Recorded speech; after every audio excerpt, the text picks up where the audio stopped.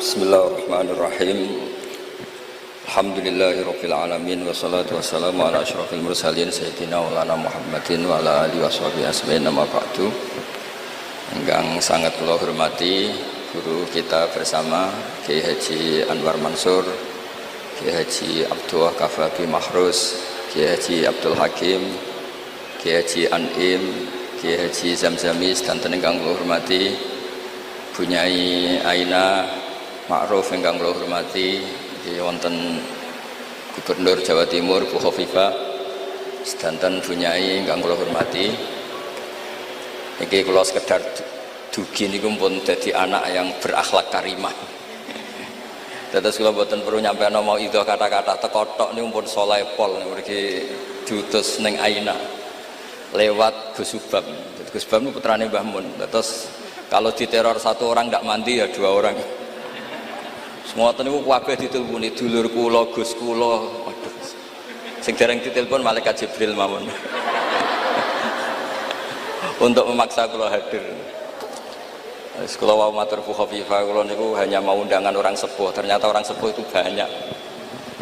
Teng Mbah Hamid Pasuruan sepupu Mbah kula, teng mriki gurune Mbah Maimun. Terus riyen Mbah Mun ngaji teng Lirboyo. Terus keluarga Lirboyo kadose memanfaatkan hak maksa.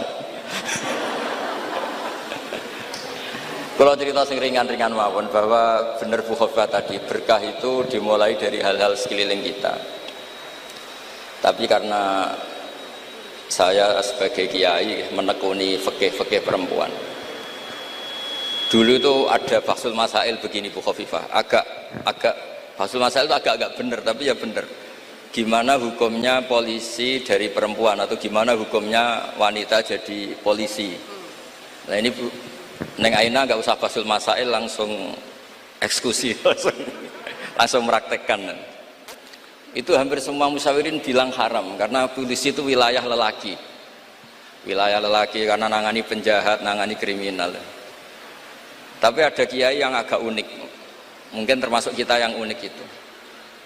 Itu Pak Yai, kalau bandar narkoba itu kadang pengedarnya perempuan, dan kadang disembunyikan di tempat yang nggak boleh tersentuh lelaki.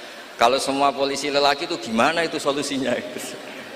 Walhasil terus kiai itu bilang, ya udah boleh.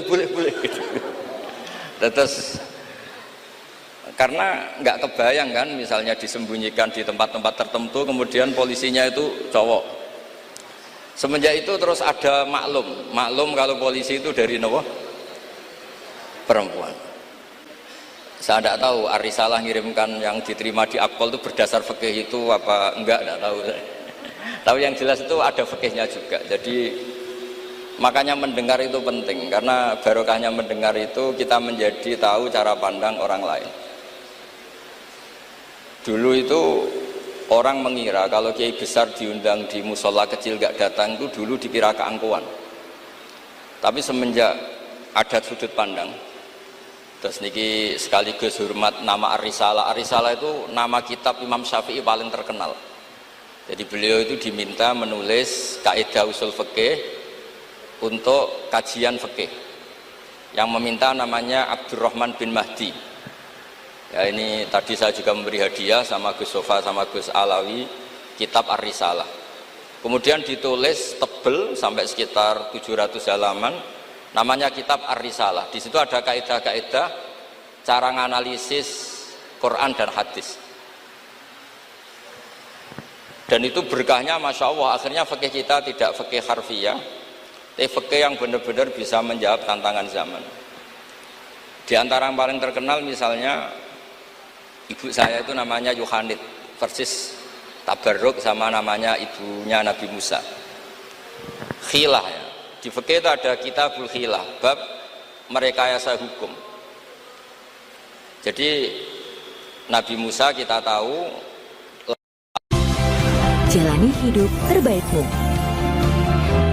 Greenfields Fresh Milk. Itu Nabi Musa.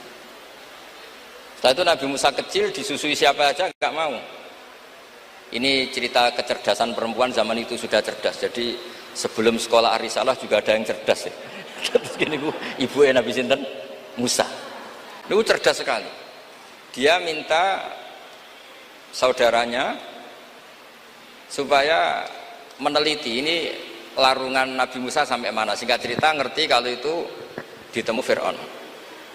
Ketika cari perempuan yang menyusui, tidak ada yang mau Nabi Musa. Wa harramna 'alaihil maradi, semuanya menolak. Singkat cerita, saudaranya ini bilang, hal adulluka ala ahli baiti yakfulunahu lakum. Ini saya tunjukkan keluarga yang mungkin susuannya pas dengan Nabi Musa, dengan Musa kecil. Lalu pengawal-pengawal Fir'aun itu curiga, loh kok tahu? Sebab itu untuk menghilangkan menghilangkan curiga, dia bilang, tapi mintanya bayaran itu tinggi.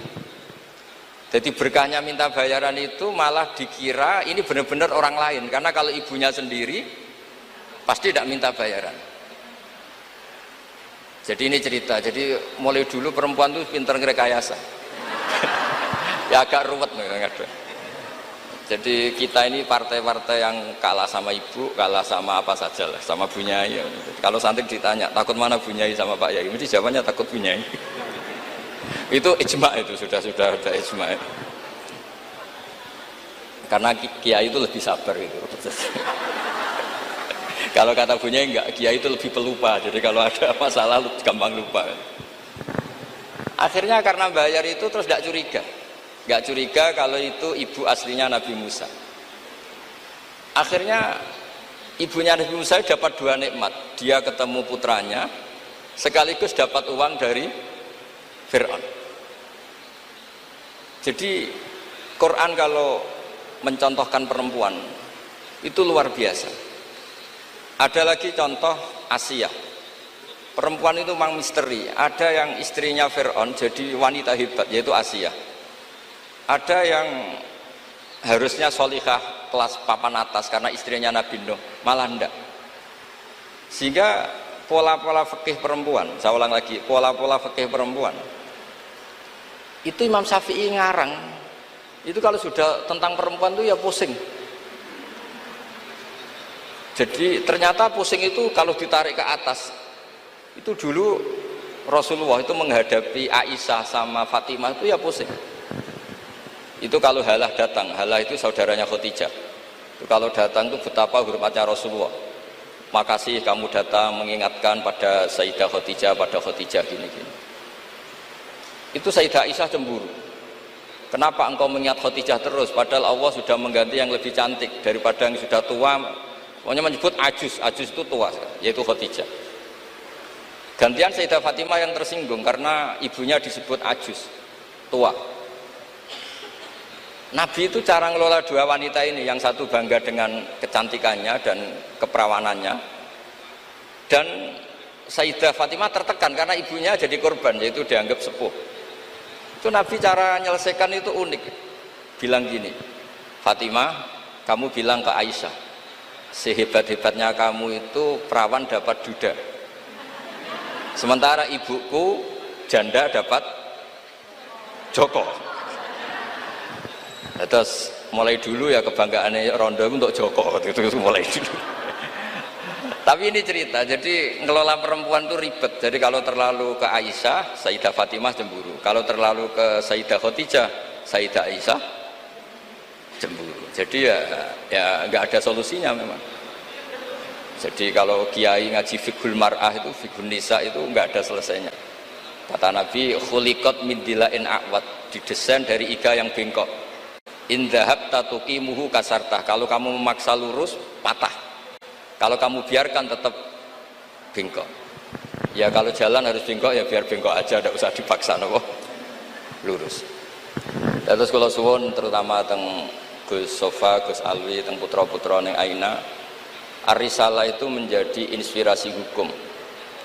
Dulu zaman Imam Ghazali ada orang pamit mau jadi ahli fikih. Sama Imam Ghazali nggak boleh, udah kamu jadi dokter saja. Terus ditanya, kenapa engkau sebagai ulama kok malah fatwa saya jadi dokter? Kata beliau, banyak negara Islam yang karena nggak ada yang belajar dokter harus berobat ke dokter yang non muslim. Begitu juga di dunia ekonomi, di dunia politik dan seterusnya dan seterusnya. Jadi itu yang dikenal dengan usul fikih. Dulu Imam Syafi'i itu bencinya sama orang kaya itu Masya Allah, karena beliau lahir miskin dari komunitas miskin. Dan beliau referensinya miskin itu lebih menyelamatkan karena lebih ringan hisabnya. Itu malaikat bagian hisab. Kalau ngisab orang miskin kan pusing, nggak ada yang bisa dihisab kan. Mau dihisab apanya? Hanya beras 1 kilo kan nggak ada dosanya kan karena darurat. Tapi setelah beliau ngaji usul fikih, masyhur itu, beliau datang ke Muhammad bin Hasan As-Syaibani. Ini asal usul beliau ngarang kitab Ar-Risalah. Itu emas itu tumpuan di meja. Kalau ngitung uang itu di depan umum. Makanya ini juga jadi fikih. Makanya menurut saya kiai-kiai itu kalau ngitung uang banyak kesunatannya di depan umum. Biar orang nggak kepikiran nyalami template. Karena uang kiainya sudah banyak. Itu Muhammad bin Hasan As-Syaibani itu kalau ngitung uang di ruang tamu. Imam Syafi'i ini penguatan terhadap nama Ar-Risalah Bunyai Aina, karena Ar-Risalah itu nama kitab Imam Syafi'i paling melegenda. Kenapa engkau mengumpulkan uang sebanyak ini? Engkau orang alim. Biasanya orang alim itu gak suka uang, gak suka harta. Terus Muhammad bin Hasan As-Syaibani ini guru kedua, termasuk guru kesekian lah dari Imam Syafi'i. Oh berarti saya orang alim, orang soleh gak punya uang. Iya, orang alim biasanya gak punya. Sudah tak kasihkan orang fasik biar dipakai dugem, dipakai main perempuan, dipakai judi. Jangan, pakai jenengan saja. Kalau orang soleh nanti manfaat. Oh berarti orang soleh oleh sugih pun angsal. Semenjak itu Imam Syafi'i berpikir rubah. Awal perubahan itu karena beliau ngaji sama Muhammad bin Hasan As-Syaibani, beliau menjadi al-usuli, orang yang berpikir secara usul fikih. Lama-lama terus beliau ngarang kitab yang terkenal itu namanya kitab Ar-Risalah.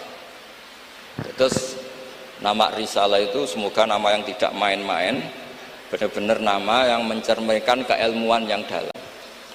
Karena di kitab Ar-Risalah itu Imam Syafi'i benar-benar menganalisis cara al-istinbat minal kitabi was sunnah. Ya, terus beliau kalau ditanya masyhur itu ya, apa dalilnya perempuan misalnya mimpin, beliau cerita inni wajadtum ra'atan tamlikuhum wa utiyat min kulli syai'. Semuanya itu ada dalilnya. Meskipun nanti ada aturan-aturannya, tapi Imam Syafi'i itu begitu fasih.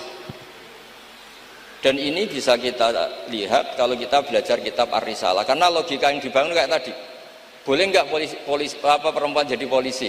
Pertama pilihannya pasti tidak boleh, karena ada wilayah-wilayah yang ekstrim, takut diperkosa, takut mengalami pelecehan seksual macam-macam. Tapi ketika pertanyaannya dibalik, ketika kejahatan ada yang bentuknya nyuwun sewu pemerkosaan dan harus dites, terbukti tidak diperkosa apa enggak, apa-apa. Terus kalau polisinya lelaki semua itu gimana ya? Begitu juga dokter kandungan, dulu itu geger, dokter kandungan itu boleh enggak dari lelaki, geger. Tapi setelah Basul Masail didatangkan dokter kandungan, itu dari 10 yang tes, itu yang lulus lelaki semua, yang perempuan enggak lulus. Karena ketika melihat pendarahan, si perempuan ini kaget terus pingsan. Akhirnya yang dablek-dablek ini yang lulus jadi dokter. Nah, akhirnya terus mulai ahli fikih itu mikir dari penjelasan tadi. Apalagi kalau menunggu lama, terus jaraknya jauh, dia harus ke tempat prakteknya malam-malam. Kan kadang bayi juga mintanya lahir setengah 2 dini hari. Nah, itu kan juga repot itu kalau singkat cerita akhirnya mau tidak mau ahli fikih ini mendengar dengan kondisi-kondisi seperti itu. Lagi-lagi jawabannya di kitab Ar-Risalah. Jadi kitab Ar-Risalah itu kitab di mana Imam Syafi'i itu berargumen. Sama seperti tadi, kiai besar diundang di musola kecil itu kalau nggak datang, dulu dianggap sombong. Mentang-mentang sudah besar diundang musola kecil nggak mau. Tapi setelah ada fikih itu, pikirannya dibalik. Wong jatah kiai cilik kok dijupuk yo. Nah itu kalau toko-toko besar boleh di kampung-kampung kan kasihan yang ibu-ibu pedagang. Nah sekarang kalau kiai besar, payune kiai desa pendak manakipan ae sing kiai ini teko, kiai gede. Apa dadi lakone ra sida kan begitu. Wong saya berkali-kali ngalamin tuh, kalau saya nggak datang di acara-acara gitu, mesti kiai kampungnya matur nuwun Gus jenengan gak teko, muga teko. Ya karena mereka jadi lakon kalau saya datang kan mahjub. Nah itu kan terus jadi mindset fikih juga. Ternyata cara pandang, oh nak teko kiai yang sopan, kiai gede kok diundang musola cilik teko. Itu mungkin kata orang banyak seperti itu, tapi tanyakan kiai RT itu. Sopan opo? Jupuk rezekine wong kan begitu. Nah, fikih-fikih seperti ini itu adanya di kitab Ar-Risalah itu. Jadi Ar-Risalah itu kitab yang luar biasa. Jadi berkali-kali kalau matur sudut pandang itu harus kuat.